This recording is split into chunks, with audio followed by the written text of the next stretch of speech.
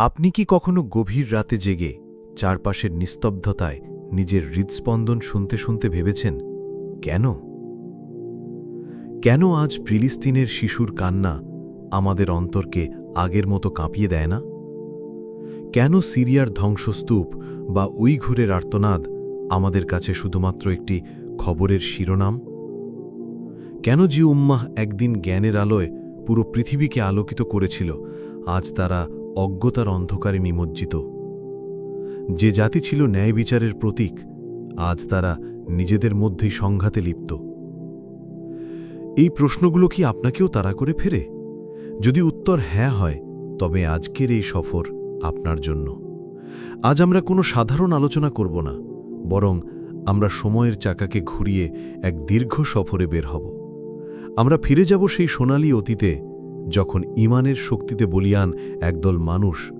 গোটা পৃথিবীর ইতিহাস বদলে দিয়েছিলেন আমরা খুঁজে বের করব সেই মুহূর্তগুলোকে যখন আমাদের পায়ে প্রথম বিচ্যুতির শেকল পরানো হয়েছিল আমরা বিশ্লেষণ করব আমাদের আজকের এই করুণ পরিণতির পেছনের কারণগুলো এবং সর্বোপরি পবিত্র কোরআন ও সুন্নাহর আলোকে খুঁজে নেব এই অন্ধকার থেকে মুক্তির পথ এই গল্প আমাদের গৌরবের এই গল্প আমাদের পতনের এবং ইনশাআল্লাহ এই গল্পই হবে আমাদের পুনরায় জেগে ওঠার আসুন আমরা প্রবেশ করি সেই গল্পের গভীরে যে গল্পটি শুধু একটি জাতির নয় বরং প্রতিটি ঘুমন্ত মুসলিমের হৃদয়ের গল্প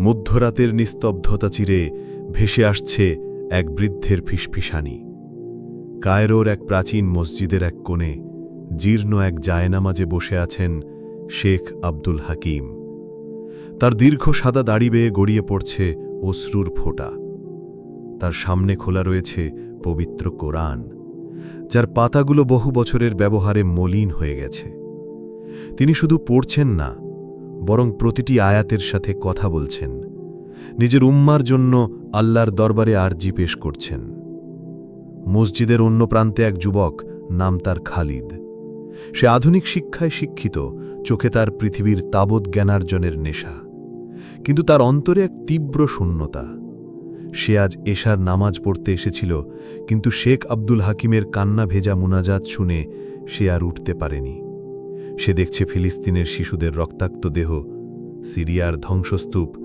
উইঘুরের আর্তনাদ আর নিজের দেশের তরুণদের মধ্যে ধর্মীয় অজ্ঞতা ও বিভেদ তার মনে একটাই প্রশ্ন বারবার ঘুরপাক খাচ্ছে হে আল্লাহ যে উম্মাহকে তুমি শ্রেষ্ঠ উম্মাহ বলেছিলে তাদের এই দুর্দশা কেন আমরা কি আসলেই আল্লাহর গজবের শিকার মুনাজাত শেষে শেখ আব্দুল হাকিম যখন উঠলেন খালিদ তার সামনে গিয়ে দাঁড়াল তার চোখে ছিল রাজ্যের প্রশ্ন আর হতাশা কাপা কাপা গলায় সে বলল শেখ আমি আর সহ্য করতে পারি না আমাদের এই পতন কেন আমরা কি আসলেই আল্লাহর গজবের শিকার শেখ আব্দুল হাকিম খালিদের কাঁধে হাত রাখলেন তার চোখে ছিল গভীর মমতা আর প্রজ্ঞা তিনি বললেন বৎস তোমার এই প্রশ্ন শুধু তোমার একার নয় এই প্রশ্ন আজ প্রতিটি চিন্তাশীল মুসলিমের এই প্রশ্নের উত্তর জানতে হলে তোমাকে সময়ের চাকাকে ঘুরিয়ে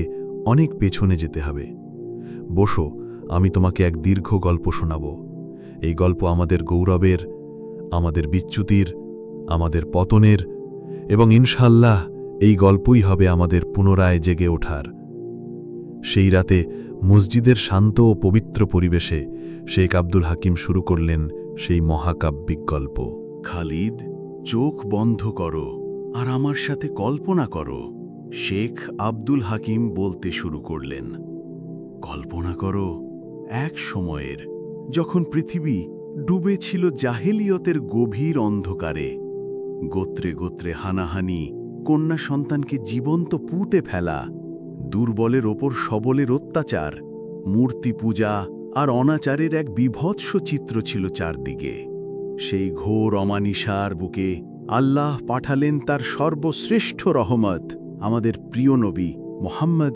সাল্লাল্লাহু আলাইহি ওয়াসাল্লামকে তিনি শুধু একজন নবী ছিলেন না খালিদ তিনি ছিলেন একজন আদর্শ স্বামী একজন স্নেহশীল পিতা একজন ন্যায়পরায়ণ শাসক, একজন বিচক্ষণ সেনাপতি এবং সর্বোপরি আল্লাহর এক নিখুঁত বান্দা। তার চরিত্র ছিল কোরআনের বাস্তব প্রতিচ্ছবি। আয়েশা রাদিয়াল্লাহুকে যখন তার চরিত্র সম্পর্কে জিজ্ঞেস করা হয়েছিল, তিনি বলেছিলেন তার চরিত্র ছিল স্বয়ং কোরআন। তিনি মানুষকে শিখিয়েছেন তাওহীদের বাণী, এক আল্লাহর উপাসনা। এই এক বিশ্বাস পৃথিবীর সকল বিভেদের দেয়াল ভেঙে দিয়েছিল। আরব অনারব, সাদা কালো, ধনী গরিব সবাই এক কাতারে এসে দাঁড়িয়েছিল। তিনি শিখিয়েছেন মানুষের শ্রেষ্ঠত্বের মাপকাঠি তার বংশ বা সম্পদ নয়, বরং তার আল্লাহর ভীতি। তার প্রতিটি কাজ ছিল হিকমত বা প্রজ্ঞা দ্বারা পরিপূর্ণ।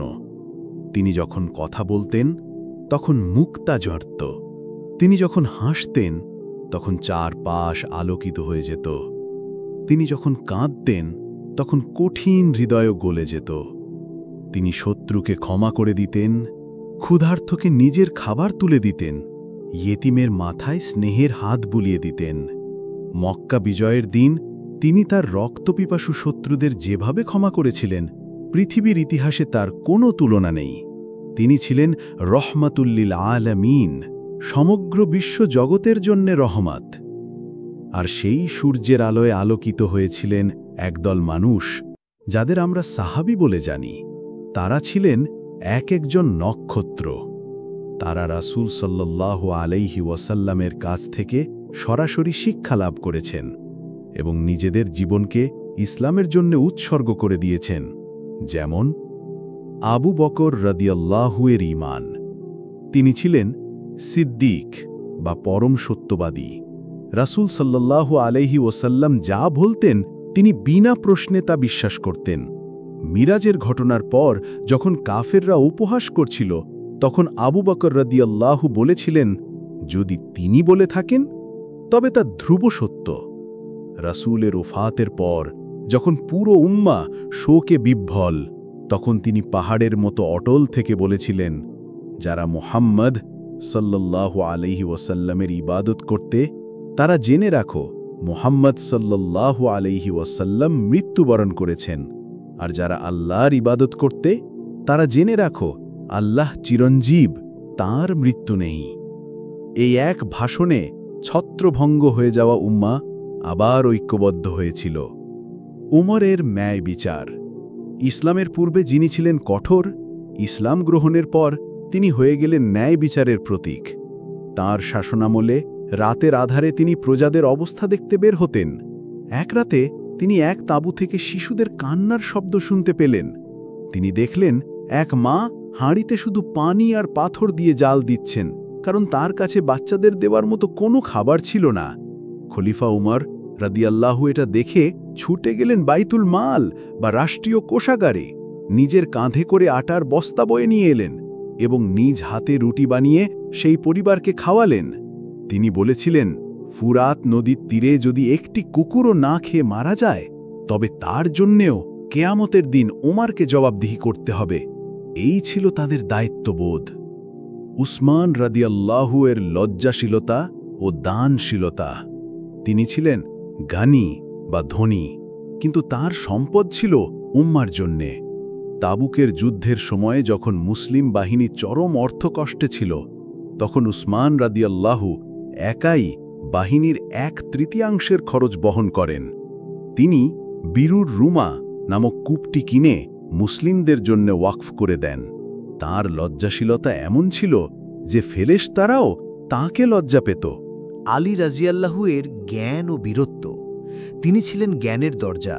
রাসূল সাল্লাল্লাহু আলাইহি ওয়াসাল্লাম বলেছেন, আমি জ্ঞানের শহর আর আলী তার দরজা। তার প্রজ্ঞা ও বীরত্ব ছিল কিংবদন্তিতুল্য। খন্দকের যুদ্ধে যখন আমর ইবনে আবদুদ নামক আরবের শ্রেষ্ঠ বীর মুসলিমদের আস্ফালন করে আহ্বান জানাচ্ছিল, তখন যুবক আলী রাজিয়াল্লাহু তার মোকাবিলা করতে এগিয়ে যান এবং তাকে পরাজিত করেন। এই সাহাবীরা দুনিয়াকে তুচ্ছ মনে করতেন। তাদের লক্ষ্য ছিল একটাই, আল্লাহর সন্তুষ্টি এবং জান্নাত। তারা দিনের বেলা ছিলেন ময়দানের বীর আর রাতের বেলা ছিলেন জায়নামাজের আবেদ। তাদের ঐক্য ছিল অটুট। একজন সাহাবীর কষ্টকে সবাই নিজের কষ্ট মনে করতেন। তাদের অন্তরে ছিল না কোনো হিংসা বা অহংকার। এই ঈমান, ঐক্য আর আত্মত্যাগের বলেই মাত্র কয়েক দশকে ইসলামের আলো পারস্য ও রোমান সাম্রাজ্যের দম্ভকে চূর্ণ করে অর্ধেক পৃথিবীতে ছড়িয়ে পড়েছিল। শেখ আব্দুল হাকিম থামলেন। তার চোখ ছলছল পড়ছিল। খালিদ মন্ত্রমুগ্ধের মতো শুনছিল। সে যেন দেখতে পাচ্ছিল সেই সোনালি অতীতের ঝলমলে ছবি। তার মনে হল সে এক হারানো জান্নাতের গল্প শুনছে। শেখ আব্দুল হাকিম এক দীর্ঘ শ্বাস ফেলে বললেন, খালিদ, প্রতিটি উত্থানের পর একটি পরীক্ষার সময় আসে। আমাদের সেই সোনালি অধ্যায়ের পরেও এক কঠিন পরীক্ষা এসেছিল। সেই পরীক্ষা ছিল ঐক্যের। আর দুঃখজনকভাবে আমরা সেই পরীক্ষায় ধীরে ধীরে ব্যর্থ হতে শুরু করি। রসুল সাল্লাল্লাহু আলাইহি ওয়াসাল্লামের ওফাতের পরেই প্রথম মতভেদ দেখা দেয় খিলাফাত নিয়ে। কিন্তু সাহাবীদের ঈমান ও প্রজ্ঞার কারণে তা দ্রুতই সমাধান হয়ে যায় এবং আবু বকর রাজিয়াল্লাহু এর নেতৃত্বে উম্মাহ ঐক্যবদ্ধ থাকে। কিন্তু তৃতীয় খলিফা উসমান রাজিয়াল্লাহু এর শাহাদাতের পর যে ফিতনার দরজা খোলে তার পুরোপুরি বন্ধ করা সম্ভব হয়নি। মনে রাখতে হবে খালিদ, সাহাবীদের মধ্যে যে মত পার্থক্যগুলো হয়েছিল তার পেছনে তাদের ব্যক্তিগত কোনো স্বার্থ বা ক্ষমতার লোভ ছিল না। তাদের প্রত্যেকের উদ্দেশ্য ছিল কোরআন ও সুন্নাহর সঠিক বাস্তবায়ন। তারা নিজেদের জ্ঞান ও ইজতিহাদ অর্থাৎ গবেষণা অনুযায়ী সিদ্ধান্ত নিয়েছিলেন। কিন্তু পরবর্তী সময়ে এই ঘটনাগুলোকে কেন্দ্র করে কিছু স্বার্থান্বেষী মহল ফায়দা লোটার চেষ্টা করে। তারা এই মতপার্থক্যগুলোকে ফুলিয়ে ফাপিলে স্থায়ী বিভাজনের রূপ দেয়। আলী এবং মুয়াবিয়া রাজিয়াল্লাহু-এর মধ্যকার দ্বন্দ্বটি ছিল এমনই এক দুর্ভাগ্যজনক অধ্যায়। উভয় পক্ষেই ছিলেন মর্যাদাবান সাহাবীরা। কিন্তু এই রাজনৈতিক মতভেদকে কেন্দ্র করেই শিয়া বা আলীর অনুসারী এবং বৃহত্তর মুসলিম জনগোষ্ঠীর মধ্যে প্রথম স্পষ্ট বিভাজন তৈরি হয়। এরপর খারেজি নামক আরেকটি উগ্রপন্থী দলের উদ্ভব হয়, যারা আলী এবং মুয়াবিয়া রাজিয়াল্লাহু উভয়কেই কাফের ঘোষণা করে। এই ছিল সেই বিষাক্ত গাছের প্রথম বীজ। সময়ের সাথে সাথে মুসলিম সাম্রাজ্য যখন বিস্তৃত হতে থাকে, তখন নতুন নতুন সামাজিক, অর্থনৈতিক ও সাংস্কৃতিক সমস্যার উদ্ভব হয়। এই সমস্যাগুলোর সমাধানে কুরআন ও সুন্নাহর আলোকে গবেষণা করার প্রয়োজন দেখা দেয়। এই গবেষণার পথ ধরেই ইমাম আবু হানিফা, ইমাম মালিক, ইমাম শাফি এবং ইমাম আহমাদ ইবনে হাম্বাল রহিমাহুমুল্লাহ এর মতো বিলিকে উচেনে মহান আলেমগণ অসাধারণ কাজ করেন। তাদের হাত ধরেই ফিকিহ বা ইসলামী আইনশাস্ত্রের 4টি প্রধান মাযহাব গড়ে ওঠে। তাদের উদ্দেশ্য ছিল মানুষকে ইসলামের বিধান পালনে সাহায্য করা, বিভক্ত করা নয়। তারা একে অপরকে প্রচণ্ড সম্মান করতেন। ইমাম শাফিঈরা বলতেন, আমার মতটি সঠিক, তবে এতে ভুলের অবকাশ আছে, আর আমার প্রতিপক্ষের মতটি ভুল, তবে এতে সঠিকতার অবকাশ আছে। দেখো তাদের মধ্যে কি পরিমাণ বিনয় ও উদারতা ছিল। কিন্তু কালের বিবর্তনে তাদের অনুসারীরা এই উদারতার কথা ভুলে গেল। তারা মাযহাবকে কেন্দ্র করে অন্ধ দলাদলিতে লিপ্ত হল। এক মাযহাবের অনুসারী অন্য মাযহাবের অনুসারীকে ভুল, এমনকি পথভ্রষ্ট বলতে শুরু করল। যে ফিকহি ইখতিলাফ বা আইনগত মতপার্থক্য ছিল উম্মার জন্য রহমত স্বরূপ, তা পরিণত হল বিভেদের কারণ। একইভাবে আকিদা বা বিশ্বাসগত বিষয়েও বিভিন্ন মতবাদের জন্ম হয়। মুতাজিলা, আশআরি, মাতুরিদি ইত্যাদি বিভিন্ন দার্শনিক চিন্তাধারার উদ্ভব ঘটে।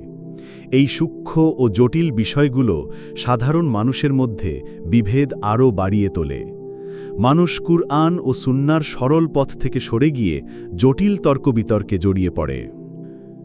বিষয়টাকে এভাবে ভাবতে পারো খালিদ, রাসূল সাল্লাল্লাহু আলাইহি ওয়াসাল্লামের সময় ইসলাম ছিল একটি স্বচ্ছ ও শক্তিশালী নদীর মতো, যা সরাসরি তাওহীদের মহাসাগরে গিয়ে মিশেছে।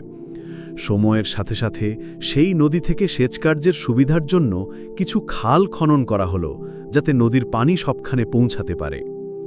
কিন্তু পরবর্তী প্রজন্ম সেই খালের পাড়গুলোকে এত উঁচু আর শক্ত করে ফেলল যে তারা মূল নদীর কথা ভুলেই গেল। তারা নিজেদের খালকেই একমাত্র সঠিক পথ ভাবতে শুরু করল এবং অন্য খালের লোককে শত্রু মনে করতে লাগল। এভাবেই এক উম্মা শত শত দলে উপদলে বিভক্ত হয়ে পড়ল, আর আমাদের সম্মিলিত শক্তি ক্ষয় হতে শুরু করল। খালিদের বুকটা ব্যথায় মোচড় দিয়ে উঠল। সে বুঝতে পারল যেই বিভক্তি আজ সে দেখছে তার শেকড় কত গভীরে প্রথিত হয়েছে। এই বিভক্তি একদিনে তৈরি হয়নি, বরং শতাব্দীর পর শতাব্দী ধরে একটু একটু করে বেড়ে উঠেছে। শেখ আব্দুল হাকিম বললেন, খালিদ, এই বিভক্তির মূল কারণ কি ছিল জানো? এর মূল কারণ ছিল আল্লাহ নির্দেশের প্রতি আমাদের সম্মিলিত অবাধ্যতা। যখন আমরা কুরআন ও সুন্নাহর পথ থেকে বিচ্যুত হলাম, তখনই শয়তান আমাদের মধ্যে বিভেদের বীজ বপন করার সুযোগ পেল। সাহাবীদের যুগ এবং তার পরবর্তী কিছুদিন পর্যন্ত মুসলিমদের মূল লক্ষ্য ছিল আখেরাত। দুনিয়া ছিল তাদের কাছে একটা পথের সরাইখানা মাত্র। কিন্তু যখন মুসলিম সাম্রাজ্য বিশাল থেকে বিশালতর হল, যখন পারস্য ও রোমের ধনভাণ্ডার মুসলিমদের হাতে আসতে শুরু করল, তখন এক শ্রেণীর মানুষের অন্তরে দুনিয়ার মোহ বাসা বাঁধতে শুরু করল। শাসকদের বিলাসিতা। যে খলিফারা ছেঁড়া জামা পরতেন আর নিজের কাঁধে আটার বস্তা বইতেন, তাদের জায়গায় এমন শাসকেরা আসতে শুরু করল যারা বিশাল বিশাল প্রাসাদ নির্মাণ করত, সোনা রূপার পাত্রে খেত এবং জাঁকজমকপূর্ণ জীবনযাপন করত। তারা আমিরুল মুমিনিন, বিশ্বাসীদের নেতা থেকে বাদশাহ বা সুলতানে পরিণত হল। জনগণের সাথে তাদের দূরত্ব বাড়তে লাগল। ন্যায় বিচার ও পরামর্শের নীতি উপেক্ষিত হতে শুরু করল। আলেমদের পদস্খলন। একদল আলেম, যাদের বলা হতো উলামায়ে সু বা দুষ্ট আলেম, তারা শাসকদের সন্তুষ্ট করার জন্য দ্বীনকে বিকৃত করতেও দ্বিধা করত না। তারা শাসকদের অন্যায়ের পক্ষে ফতুয়া দিত, যাতে নিজেরা সুযোগ সুবিধা ও সম্মান লাভ করতে পারে। তারা জ্ঞানকে ব্যবহার করত আল্লাহর সন্তুষ্টির জন্য নয়, বরং মানুষের বাহাবা কুড়োনোর জন্য। সাধারণ মানুষের গাফিলতি। সাধারণ মানুষও এই স্রোতে গা ভাসিয়ে দিল। তারা নামাজ, রোজা ইত্যাদি ইবাদতকে নিছক প্রথা বানিয়ে ফেলল। ইবাদতের আত্মা বা রূহ হারিয়ে গেল। কোরআন তেলাওয়াত হতো, কিন্তু এর অর্থ ও নির্দেশ নিয়ে কেউ ভাবত না। মানুষ হালাল হারামের তোয়াক্কা না করে সম্পদ উপার্জনের নেশায় মত্ত হল। জিহাদের মূল স্পিরিট, আল্লাহর বাণীকে সমুন্নত করা, তার জায়গা নিল সাম্রাজ্য বিস্তার ও সম্পদ দখলের লোভ। আল্লাহ কোরআনে পরিষ্কার বলেছেন, তোমরা আল্লাহর রজ্জুকে দৃঢ়ভাবে আঁকড়ে ধরো এবং পরস্পর বিচ্ছিন্ন হইও না। সূরা আলে ইমরান 103। এই রজ্জু হল কোরআন, কিন্তু আমরা সেই রজ্জু ছেড়ে দিলাম। কোরআন হল গবেষণার বস্তু, জীবনের বিধান নয়।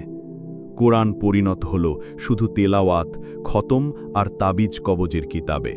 এর আইন, এর অর্থনীতি, এর সমাজনীতি, এর বিচার ব্যবস্থা সব কিছুকে আমরা জাদুঘরে পাঠিয়ে দিলাম। জীবনের প্রতিটি ক্ষেত্রে আমরা কোরআনের বিধান ছেড়ে দিয়ে মানুষের তৈরি করা আইন ও মতবাদকে গ্রহণ করে নিলাম। সুন্নাহ হল বিতর্কের বিষয়, অনুসরণের আদর্শ নয়। রাসূল সাল্লাল্লাহু আলাইহি ওয়াসাল্লামের সুন্নাহ বা জীবনপন্থা হয়ে উঠল বিতর্কের বিষয়। কোনটা সাহিহ হাদিস, কোনটা জয়ীফ, কোনটার সনদ কেমন, এই একাডেমিক বাহাসে আমরা এত বেশি জড়িয়ে পড়লাম যে হাদিসগুলো সর্বসম্মতভাবে সাহি, সেগুলোকেও নিজেদের জীবনে বাস্তবায়ন করার কথা ভুলে গেলাম। রাসূল সাল্লাল্লাহু আলাইহি ওয়াসাল্লামের দাড়ি, পোশাক, লেনদেন, পারিবারিক জীবন, রাষ্ট্র প্রচারণা কোনো কিছুই আর আমাদের জীবনে আদর্শ হিসাবে রইল না। আল্লাহ আমাদের জ্ঞান, সম্পদ, সম্মান, ক্ষমতা সব কিছু দিয়েছিলেন, কিন্তু আমরা তার শুকরিয়া আদায় করিনি। আমরা অকৃতজ্ঞ হয়েছি। আর আল্লাহর নিয়ম হল, যখন কোনো জাতি তার নিয়ামতের অকৃতজ্ঞতা করে, তখন তিনি সেই নিয়ামত ছিনিয়ে নেন। কোরআনে আল্লাহ বলেন, যদি তোমরা শুকরিয়া আদায় করো তবে আমি অবশ্যই তোমাদেরকে আরও বাড়িয়ে দেব, আর যদি তোমরা অকৃতজ্ঞ হও তবে নিশ্চয়ই আমার শাস্তি অত্যন্ত কঠোর। সূরা ইব্রাহিম ৭। আমাদের অবাধ্যতা আর অকৃতজ্ঞতার কারণেই আমাদের উপর থেকে আল্লাহর রহমতের ছায়া ধীরে ধীরে সরে যেতে থাকে। আমাদের জ্ঞান বিজ্ঞানের কেন্দ্রগুলো ধ্বংস হয়ে যায়, আমাদের রাজনৈতিক শক্তি খর্ব হয়ে যায়, আর আমাদের ঐক্য ছিন্ন ভিন্ন হয়ে পড়ে। আমরা ভেতর থেকে এতই দুর্বল হয়ে পড়ি যে বাইরের সামান্য আঘাতেই আমাদের বিশাল সাম্রাজ্য তাসের ঘরের মতো ভেঙে পড়তে শুরু করে। খালিদ চুপ করে শুনছিল। তার মনে হচ্ছিল শেখ আব্দুল হাকিম যেন একজন ডাক্তারের মতো উম্মার রোগের সঠিক কারণগুলো নির্ণয় করছেন। সে বুঝতে পারল তাদের আজকের দুর্দশার জন্য বাইরের শত্রুদের চেয়ে তারা নিজেরাই বেশি দায়ী। শেখ আব্দুল হাকিমের কণ্ঠস্বর ভারী হয়ে এল। তিনি বললেন, আর সেই অবাধ্যতা ও বিভক্তির পথ ধরেই আমরা এসে পৌঁছেছি আজকের এই যুগে। এই যুগ আমাদের সম্মিলিত ভুলের এক করুণ ফসল। খালিদ, আজ মুসলিম বিশ্বের দিকে তাকিয়ে দেখো, কি দেখতে পাও? Syria, Iraq, Yemen, Libya, Afghanistan, সর্বত্র মুসলিমের রক্তে মুসলিমের হাত রঞ্জিত। শিয়া সুন্নি সংঘাত, মাঝহাবি দ্বন্দ্ব, রাজনৈতিক ক্ষমতার লড়াই, জাতিগত বিভেদ, এসবের নামে আমরা একে অপরকে হত্যা করছি। আমাদের শত্রু, যারা আমাদের দুর্বল দেখতে চায়, তারা আমাদের এই বিভেদকে কাজে লাগাচ্ছে। তারা এক মুসলিম দেশকে অন্য মুসলিম দেশের বিরুদ্ধে উস্কে দিচ্ছে, আমাদের হাতে তাদের অস্ত্র তুলে দিচ্ছে, আর আমরা সেই অস্ত্র দিয়ে নিজেদের ঘরই ধ্বংস করছি। ফিলিস্তিনের দিকে তাকাও। দশকের পর দশক ধরে আমাদের ভাইয়েরা সেখানে নির্যাতিত হচ্ছে। আমাদের প্রথম কিবলা মসজিদুল আকসা আজ শত্রুদের নিয়ন্ত্রণে। আমরা কোটি কোটি মুসলিম থাকা সত্ত্বেও তাদের জন্য কার্যকর কিছুই করতে পারছি না, কারণ আমরা নিজেরাই ঐক্যবদ্ধ নই। আমাদের শাসকেরা নিজেদের সিংহাসন রক্ষা করতে ব্যস্ত। তাদের কাছে ফিলিস্তিনের কান্নার চেয়ে শত্রুদের সন্তুষ্টি বেশি জরুরি। একসময় জ্ঞান বিজ্ঞানের প্রতিটি শাখায় মুসলিমদের ছিল একচ্ছত্র আধিপত্য। বাগদাদ, কর্ডোবা, কায়রোর লাইব্রেরিগুলোতে সারা বিশ্ব থেকে জ্ঞান পিপাসুরা আসত। আল জাবির, ইবনে সিনা, আল খাওয়ারিজমি, ইবনে খালদুনদের মতো বিজ্ঞানীরা পৃথিবীকে নতুন পথ দেখিয়েছিলেন। আর আজ পৃথিবীর সবচেয়ে সম্পদশালী দেশগুলোর অনেকগুলোই মুসলিম দেশ। তাদের মাটির নিচে রয়েছে তেল, গ্যাসের বিশাল ভাণ্ডার, কিন্তু সেই সম্পদের সুফল সাধারণ মানুষ পায় না। দুর্নীতি, স্বজনপ্রীতি আর অব্যবস্থাপনার কারণে মুসলিম বিশ্বের অধিকাংশ মানুষ দারিদ্র্য সীমার নিচে বাস করে। আমাদের তরুণরা উন্নত জীবনের আশায় ইউরোপ, আমেরিকার দিকে তাকিয়ে থাকে। শিক্ষা, স্বাস্থ্য, প্রযুক্তি সব ক্ষেত্রে আমরা পিছিয়ে পড়েছি। আমরা আজ জ্ঞান উৎপাদনকারী জাতি নই, আমরা জ্ঞান ভোগকারী জাতিতে পরিণত হয়েছি। যখন আমরা শক্তিশালী ছিলাম, ঐক্যবদ্ধ ছিলাম, তখন কেউ আমাদের দিকে বাঁকা চোখে তাকানোর সাহস করত না। কিন্তু আজ আমরা দুর্বল ও বিভক্ত বলে সারা বিশ্বে মুসলিমরা নিপীড়নের শিকার। মিয়ানমারে আমাদের রোহিঙ্গা ভাই বোনদের উপর ইতিহাসের অন্যতম নৃশংস গণহত্যা চালানো হলো। তাদের ঘর বাড়ি পুড়িয়ে দেয়া হলো, তাদের নারীদের সম্মানহানি করা হলো, তাদের শিশুদের হত্যা করা হলো। তারা আজ নিজ দেশে পরবাসী। চীনে আমাদের উইঘুর ভাই বোনদেরকে তাদের ধর্ম পালন করতে দেয়া হচ্ছে না। তাদের সংস্কৃতি ও পরিচয়কে মুছে ফেলার জন্য কনসেন্ট্রেশন ক্যাম্পে আটকে রাখা হয়েছে। পশ্চিমা বিশ্বে ইসলাম ও মুসলিমদের বিরুদ্ধে পরিকল্পিতভাবে ঘৃণা ছড়ানো হচ্ছে। আমাদের নবী সাল্লাল্লাহু আলাইহি ওয়াসাল্লামকে নিয়ে ব্যঙ্গ করা হচ্ছে, আমাদের কোরআনকে অপমান করা হচ্ছে, হিজাব পরিহিতার উপর হামলা করা হচ্ছে, আমাদেরকে সন্ত্রাসী হিসেবে চিত্রিত করা হচ্ছে। আর এই সব কিছুর কারণ কি? কারণ একটাই, আমাদের দুর্বলতা, জঙ্গল রাজ্যে দুর্বল পশুই শিকার হয় খালিদ। আন্তর্জাতিক সম্পর্কেও একই নিয়ম। আমরা যখন আমাদের ইমানি শক্তি হারিয়েছি, আমাদের ঐক্য হারিয়েছি, তখন আমরা সারা বিশ্বের সহজ শিকারে পরিণত হয়েছি। খালিদের চোখ দিয়ে অশ্রু গড়িয়ে পড়ল। শেখ আব্দুল হাকিম যে চিত্র তুলে ধরলেন তা ছিল এক কথায় ভয়াবহ। এই বাস্তবতা সে প্রতিদিন সংবাদে দেখে, সোশ্যাল মিডিয়ায় পড়ে, কিন্তু এভাবে গুছিয়ে কখনো ভাবেনি।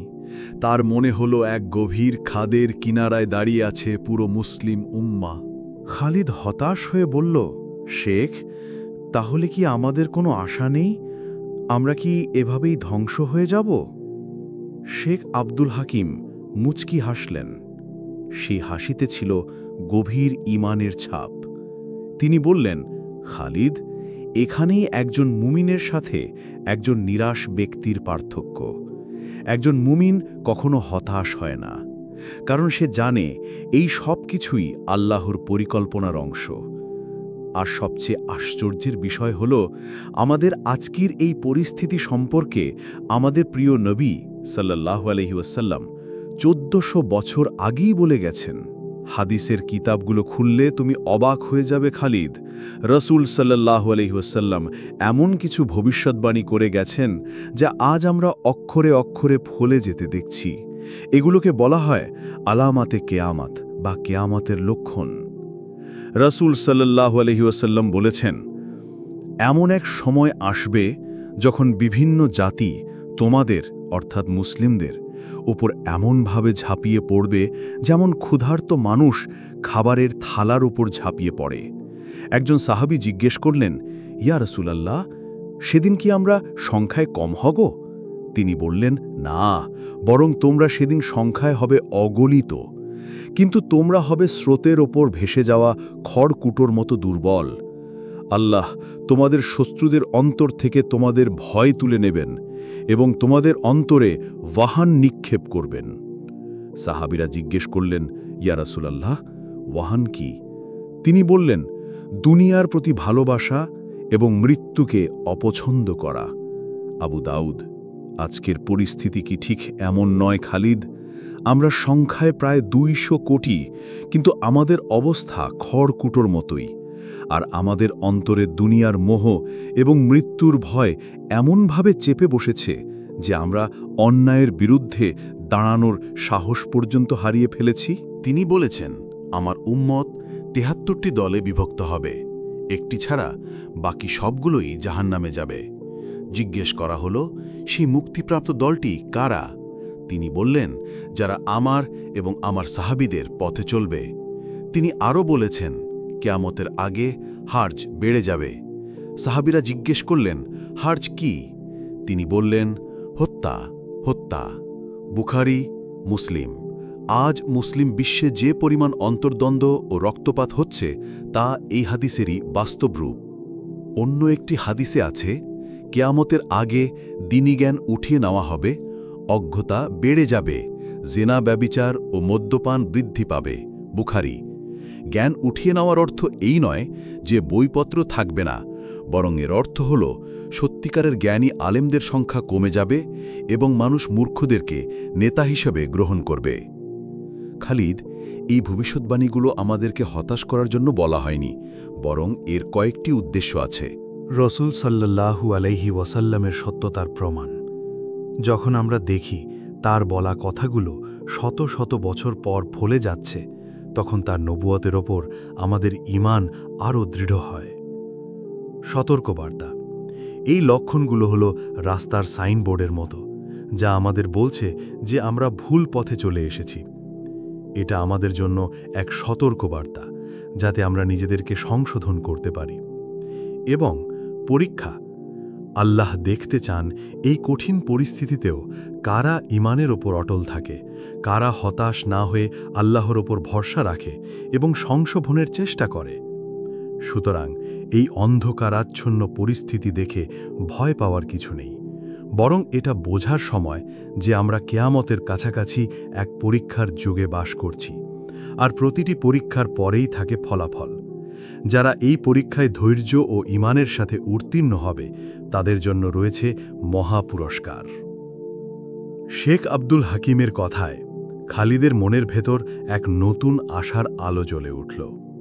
সে বুঝতে পারল এই দুর্দশা অন্তহীন নয়, এটি একটি পূর্বাভাস, একটি পরীক্ষা, আর এই পরীক্ষা থেকে উত্তরণের পথও নিশ্চয়ই আছে। শেখ, তাহলে পথ কি?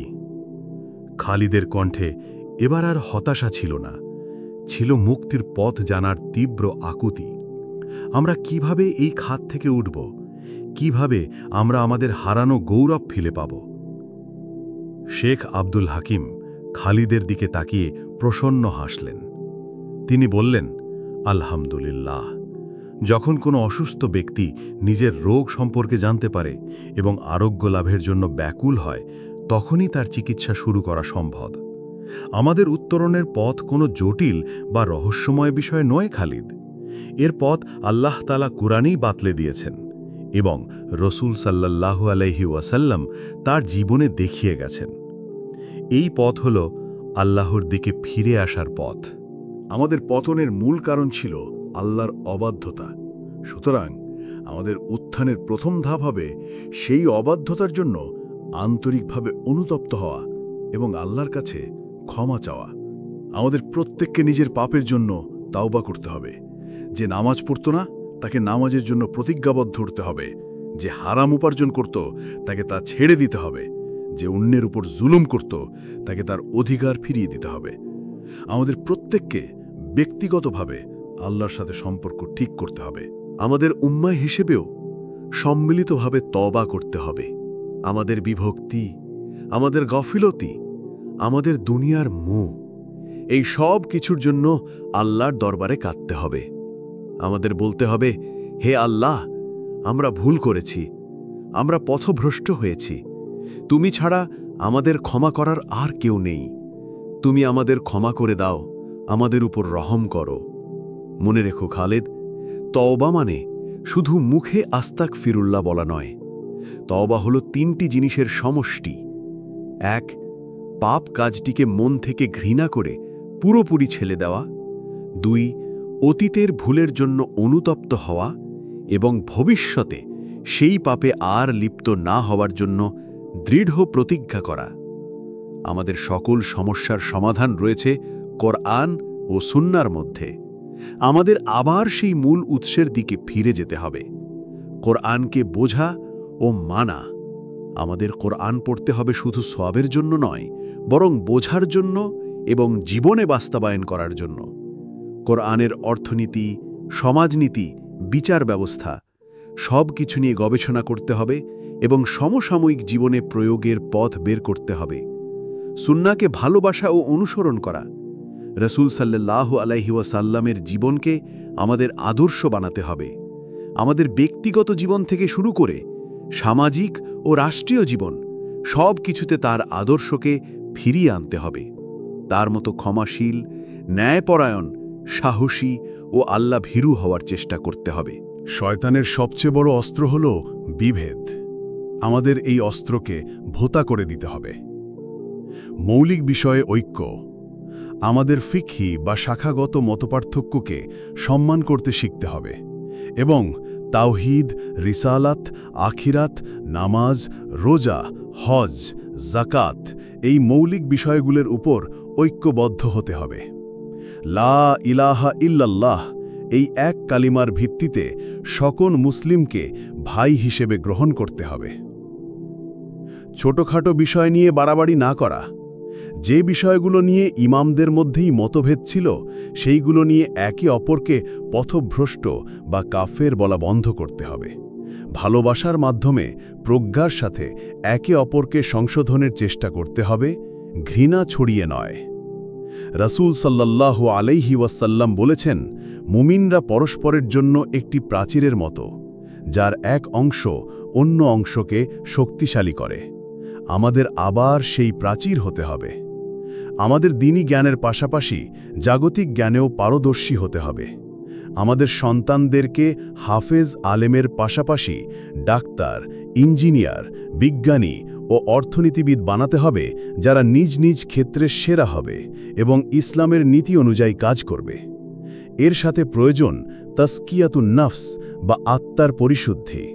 আমাদের অন্তর থেকে হিংসা, অহংকার, লোভ, রিয়া, লোক দেখানো ইবাদত ইত্যাদি রোগ দূর করতে হবে, কারণ একটি অসুস্থ অন্তর দিয়ে উম্মার সেবা করা যায় না। উত্তরণের এই পথ সহজ নয় খালিদ। এই পথ দীর্ঘ এবং কণ্টকাকীর্ণ। এই পথে চলতে গেলে অনেক বাধা আসবে, অনেক পরীক্ষা আসবে। আমাদের ধৈর্য ধারণ করতে হবে, হতাশ হওয়া চলবে না, এবং সর্বোপরি আমাদের সকল প্রচেষ্টার সাথে আল্লাহর ওপর পূর্ণ আস্থা ও ভরসা রাখতে হবে। আমাদের বিশ্বাস করতে হবে যে আমরা যদি আমাদের দায়িত্ব পালন করি তাহলে আল্লাহর সাহায্য অবশ্যই আসবে। আল্লাহ কোরআনে ওয়াদা করেছেন, হে ঈমানদারগণ, যদি তোমরা আল্লাহকে সাহায্য করো তবে আল্লাহ তোমাদের সাহায্য করবেন এবং তোমাদের পাগুলোকে দৃঢ় প্রতিষ্ঠ করবেন। সূরা মুহাম্মদ ৭। আমাদের কাজ হলো চেষ্টা করে যাওয়া, ফলাফল দেওয়ার মালিক আল্লাহ। শেখ আব্দুল হাকিম কথা শেষ করলেন। মসজিদের জানালা দিয়ে ভোরের প্রথম আলো এসে পড়েছে। মুয়াজ্জিনের কণ্ঠে ভেসে আসছে ফজর আজানের সুমধুর ধ্বনি, আসসালাতু খায়রুম মিনান নাউম, অর্থাৎ ঘুমের চেয়ে নামাজ উত্তম। খালিদের মনে হচ্ছিল সে যেন এক দীর্ঘ ঘুম থেকে জেগে উঠেছে। তার ভেতরের সমস্ত হতাশা, সমস্ত অন্ধকার কেটে গিয়ে এক নতুন আশার আলোয় মনটা ভরে গেছে। সে আর অসহায়, দিশেহারা এক যুবক নয়। সে এখন জানে তার রোগ কি, সে জানে তার করণীয় কি। শেখ আব্দুল হাকিমের হাত ধরে বলল, জাজাকাল্লাহু খায়রান শেখ, আপনি আমার চোখ খুলে দিয়েছেন। আমি আজ থেকে আমার নিজের পরিবর্তন দিয়ে শুরু করব। আমি আমার রবের দিকে ফিরে যাব ইনশাআল্লাহ। শেখ আব্দুল হাকিম স্নেহমাখা চোখে তার দিকে তাকালেন। তিনি বললেন, ওয়াইয়াকা, যাও বৎস, নতুন দিনের শুরু করো আল্লাহর ইবাদত দিয়ে। মনে রেখো, প্রতিটি রাতের পরেই একটি ভোর আসে। এই উম্মার রাত হয়তো দীর্ঘ হয়েছে, কিন্তু ইনশাআল্লাহ এর ভোরও খুব সন্নিকটে। আর সেই ভোর আনার দায়িত্ব আমার, তোমার, আমাদের সকলের। খালিদ এক নতুন প্রত্যয় নিয়ে জামাতে দাঁড়ানোর জন্য উঠে গেল। তার মনে তখন শুধু একটাই বিশ্বাস, যত অন্ধকারই হোক না কেন, আল্লাহর রহমতের সূর্য আবার উদিত হবেই। এই উম্মাহ আবার তার হারানো গৌরব ফিরে পাবে যদি তারা তাদের রবের দিকে ফিরে আসে। এই দীর্ঘ গল্প শুধু একটি গল্প নয়, এটি প্রতিটি ঘুমন্ত মুসলিমের জন্য এক জাগরণী আহ্বান। ভোরের আজানের সাথে সাথে খালিদের মনে যে নতুন আশার জন্ম হয়েছিল, তা শুধু একজন যুবকের একার নয়, বরং তা গোটা উম্মাহর সুপ্ত সম্ভাবনারই প্রতিচ্ছবি। শেখ আব্দুল হাকিমের এই দীর্ঘ গল্পটি এখানেই শেষ, কিন্তু আপনার, আমাদের সকলের পথ চলা এখান থেকেই শুরু। এই গল্প আমাদের চোখে আঙুল দিয়ে দেখিয়ে দিয়েছে যে আমাদের আজকের দুর্দশার জন্য বাইরের শত্রুদের চেয়েও বেশি দায়ী আমাদের ভেতরের দুর্বলতা, আমাদের বিভেদ এবং আমাদের রবের পথ থেকে সরে আসা। কিন্তু সবচেয়ে বড় বার্তাটি হল, হতাশার কোনো স্থান ইসলামে নেই। আমাদের পতন যেমন হঠাৎ করে হয়নি, আমাদের উত্থানও একদিনে হবে না। পরিবর্তন শুরু করতে হবে আমার নিজের থেকে, আপনার নিজের থেকে। প্রতিটি ব্যক্তিগত তাওবা, প্রতিটি সিজদা, কুরআনের পথে ফিরে আসার প্রতিটি পদক্ষেপ এবং অন্য মুসলিম ভাইয়ের প্রতি বাড়ানো প্রতিটি ভালোবাসার হাত, এই ছোট ছোট কাজগুলোই একত্রিত হয়ে এক বিশাল পরিবর্তনের স্রোত তৈরি করবে। খালিদের মতো আমাদেরও প্রশ্ন করতে শিখতে হবে, উত্তর খুঁজতে হবে এবং নিজের জীবনকে কোরআন ও সুন্নাহর ছাঁচে ঢেলে সাজানোর জন্য প্রতিজ্ঞবদ্ধ হতে হবে। রাতের আধার যত গভীর হয়, ভোরের আলো ততই নিকটে আসে। এই উম্মাহর রাত হয়তো দীর্ঘ হয়েছে, কিন্তু আমাদের বিশ্বাস রাখতে হবে আল্লাহর রহমতের ভোর অত্যাসন্ন। মহান আল্লাহ তাআলা কোরআনে বলেছেন, নিশ্চয়ই আল্লাহ কোনো জাতির অবস্থা ততক্ষণ পরিবর্তন করেন না যতক্ষণ না তারা নিজেদের অবস্থা নিজেরা পরিবর্তন করে। সূরা আর-রাদ 11। এই জাগরণের বার্তাটি যদি আপনার হৃদয়ে নাড়া দিয়ে থাকে, তবে তা ছড়িয়ে দিন অন্যদের মাঝে। আপনার একটি শেয়ার হয়তো ঘুমন্ত কোনো আত্মাকে জাগিয়ে তোলার কারণ হতে পারে। আমাদের চ্যানেলটি সাবস্ক্রাইব করে এই সফরের সঙ্গী হন। আপনার মতামত কমেন্টে জানান। আল্লাহ আমাদের সবাইকে সঠিক পথে চলার এবং এই উম্মার জন্য কাজ করার তৌফিক দান করুন। আমিন।